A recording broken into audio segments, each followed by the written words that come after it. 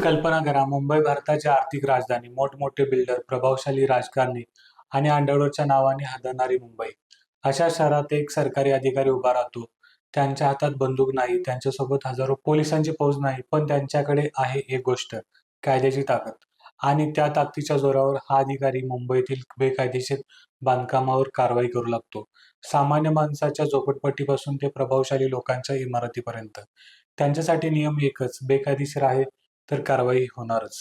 आणि मग एक दिवस या अधिकाऱ्याची कारवाई अशा ठिकाणी पोहोचते, ज्याचं नाव ऐकून त्या काळातील मुंबईतील अनेक लोक घाबरायचे. दाऊद इब्राहिम. हो, आपण आज जाणून घेणार आहोत महाराष्ट्रातील अशा धडकेबाज अधिकाऱ्याची कहाणी, ज्याला लोकांनी नाव दिलं मुंबईचा डिमॉलिशन मॅन. त्याचं नाव होतं गोविंद रघुनाथ खैरनार. एक सरकारी अधिकारी इतका चर्चेत कसा आला? त्याने कोणाकोणावर कारवाई केली? त्याच्या कारवाईमुळे राजकारणात खळबळ का उडाली? आणि आज लोक त्यांची तुलना तुकाराम मुंढे यांच्यासारख्या कडक अधिकाऱ्याशी का करतात? चला जाऊया त्या काळातील मुंबईत. साधी सुरुवात पण स्वप्न मोठं. गोविंद रघुनाथ खैरनार यांचा प्रवास कोणत्याही मोठ्या राजकीय घराण्यातून आला नव्हता. ते सुरुवातीला सरकारी सेवेत साध्या पदावर कार्यरत होते, पण कालांतराने त्यांनी प्रशासनात आपली वेगळी ओळख निर्माण केली. मुंबईसारख्या शहरात काम करणे म्हणजे फक्त फाईलीवर सह्या करणे नव्हते, कारण मुंबई वेगाने वाढत होती, लोकसंख्या वाढत होती, जमिनीचे भाव देखील वाढत होते आणि त्याचबरोबर वाढत होते बेकायदेशीर बांधकामाचे जाळे.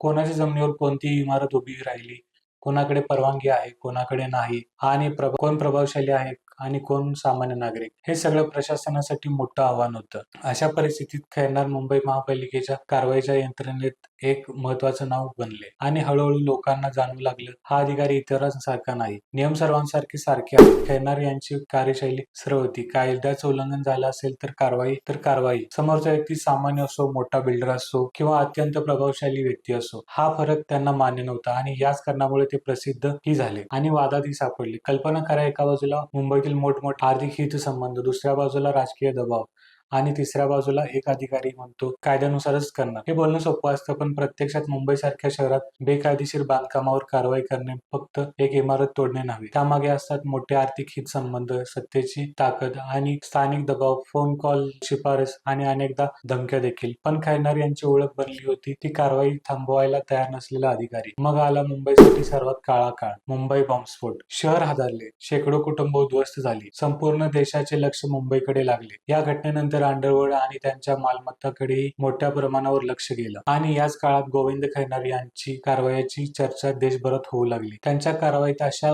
मालमत्तांचाही समावेश असल्याचं वृत्त आलं, ज्या दाऊद इब्राहिम आणि त्यांच्या कुटुंबाशी संबंधित असल्याचं सांगितलं जात होतं. पाक मोडिया स्ट्रीट परिसरातील मेहजबीन नावाच्या मालमत्तेवरील कारवाई विशेष चर्चेत आली. याच घटनेमुळे खैरनार यांची प्रतिमा आणखीच मोठी झाली. लोकांच्या मनात प्रश्न एकच होता, अंडरवर्ल्डशी संबंधित मालमत्तेवर कारवाई करायची हिंमत कोण करेल? आणि उत्तर होतं गोविंद खैरनार. हीच ती घटना होती ज्यामुळे त्यांच्या नावाभोवती एक वेगळीच प्रतिमा तयार झाली होती. काहींसाठी ते हिरो होते, काहींसाठी अत्यंत कठोर अधिकारी. पण एक गोष्ट नक्की, त्यांच्याकडे दुर्लक्ष करणं कोणालाही शक्य नव्हतं. खैरनार येतोय आणि खळबळ उडायची. त्या काळात मुंबईत अनधिकृत बांधकामावर कारवाई करणाऱ्या पथकाबद्दल अनेक चर्चा व्हायच्या, कारण बुलडोझर येणं म्हणजे एखाद्याची बेकायदेशीर साम्राज्य तासात जमीनदोस्त होऊ शकत होतं. आणि त्या कारवाईच्या केंद्रस्थानी असलेले एक नाव होतं जी.आर. खैरनार.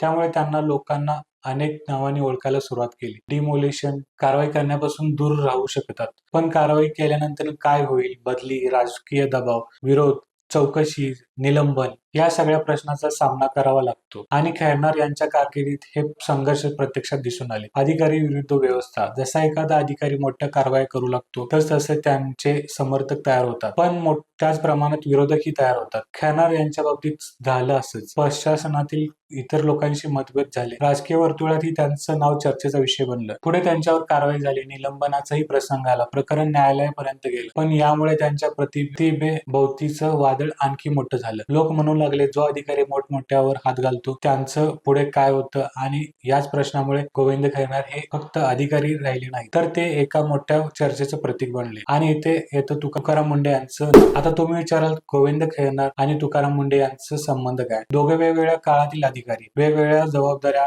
वेगवेगळ्या परिस्थिती, पण लोकांच्या नजरेत दोघांमध्ये एक समान गोष्ट दिसते, कडक प्रशासनाची प्रतिमा. तुकाराम मुंढे यांचं नाव महाराष्ट्रात अनेकदा चर्चेत राहिलं. त्यांच्या कारकिर्दीत कडक निर्णय, शिस्त, प्रशासनातील बदल आणि नियमाच्या अंमलबजावणीवर भर यामुळे त्यांची वेगळी ओळख निर्माण झाली. आणि विशेष म्हणजे त्यांच्या वारंवार झालेल्या बदल्यांची चर्चा ही महाराष्ट्रात मोठ्या प्रमाणावर झाली. लोक सोशल मीडियावर अनेकदा विचारतात, कडक अधिकारी जास्त काळ एका ठिकाणी का दिसत नाही? याच प्रश्नामुळे लोकांना गोविंद खैरनार यांची आठवण येते. कारण एका पिढीने खैरनार यांना पाहिलं तर आजची पिढी तुकाराम मुंढे यांच्याकडे पाहते. अर्थात दोघांची परिस्थिती, कामकाज आणि कारकीर्द वेगवेगळी आहे, पण कडक, स्पष्ट वक्तेपणा आणि नियमाची अंमलबजावणी करणारी अधिकारी अशी लोकांमध्ये तयार झालेली प्रतिमा ही समान धागा आहे. म्हणूनच सोशल मीडियावर अनेकदा तुलना केली जाते. तुकाराम मुंढे हे आजच्या काळातील खैरनार आहेत का? हा प्रश्न प्रत्येक प्रेक्षकाला विचार करायला लावतो. एका अधिकाऱ्याची खरी ताकद काय असते? गोविंद खैरनार यांच्या कथेतील सर्वात महत्वाचं गोष्ट म्हणजे अधिकाऱ्याकडे किती मोठं पद आहे त्यापेक्षा तो अधिकारी पदाचा वापर कसा करतो. कारण सरकारी यंत्रणेत लाखो अधिकारी असतात, पण काही मोजकेच नाव लोकांच्या लक्षात राहतात. का? कारण त्यांनी घेतलेला निर्णय, त्यांनी केलेल्या कारवाया आणि त्या कारवाया पाठीमागचे धाडस लोक विसरत नाहीत. खैरनार यांचं नाव आजही महाराष्ट्रात घेतलं जातं कारण त्यांनी मुंबईच्या अनधिकृत बांधकामाविरुद्धच्या केलेल्या कारवाईला एक वेगळी ओळख दिली. त्यांच्या कारकिर्दीवर वादही झाले, त्यांच्या निर्णयावर प्रश्न ही उपस्थित झाले, पण तरीही त्यांनी निर्माण केलेली धडाकेबाज अधिकाऱ्याची ही प्रतिमा आजही कायम लक्षात आहे, आजच्या महाराष्ट्राला असे अधिकारी का आवडतात? आज सोशल मीडिया उघडा, कोणत्याही व्हायरल व्हिडिओ खाली तुम्हाला एक कमेंट नक्की दिसेल, असा अधिकारी प्रत्येक जिल्ह्यात हवा.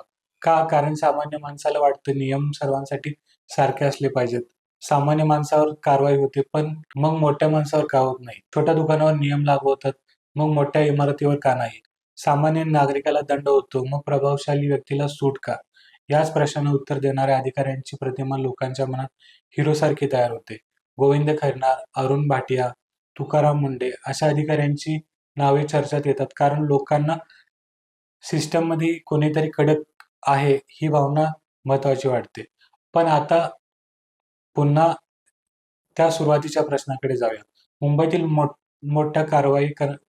मोठमोठ्या बेकायदेशीर बांधकामावर कारवाई करण्याची हिंमत कोणामध्ये होती? त्या काळात एक साध्या सरकारी सेवेतून प्रवास सुरू करणारा माणूस पुढे मुंबईच्या सर्व्हिस वादांना सामोरे जातो, प्रशासनातील संघर्ष अनुभवतो आणि त्याचं नाव जोडले जाते मुंबईच्या सर्वात धडाकेबाज कारवायांशी. आज अनेक वर्षानंतरही जेव्हा महाराष्ट्रात एखादा कडक अधिकारी चर्चेत येतो, तेव्हा जुन्या पिढीतील लोकांच्या मनात एक नाव नक्की येतं, जी.आर. खैरनार. आणि नवीन पिढी विचारते, तुकाराम मुंढे यांच्यासारखे अधिकारीच का लोकांना इतके आवडतात? कदाचित उत्तर एकच आहे, लोकांना अधिकारी नको असतो, फक्त खुर्चीत बसतो तो. लोकांना असा अधिकारी हवा असतो जो खुर्चीवर बसून निर्णय घेण्याचं धाडस करतो. आता मला कमेंट करून सांगा, तुम्ही पाहिलेला महाराष्ट्रातील सर्वात कडक अधिकारी कोण? कमेंटमध्ये नाव लिहा. आणि जर तुम्हाला महाराष्ट्रातील अशाच धडाकेबाज अधिकारी, राजकारणी, उद्योगपती आणि लोकांना माहीत नसलेल्या खऱ्या कहाण्या पाहायच्या असतील तर व्हिडिओला लाईक आणि चॅनलला आत्ता सबस्क्राईब करा आणि कमेंट्समध्ये लिहा महाराष्ट्राचे रिअल हिरो पार्ट 2. कारण पुढच्या व्हिडिओमध्ये आपण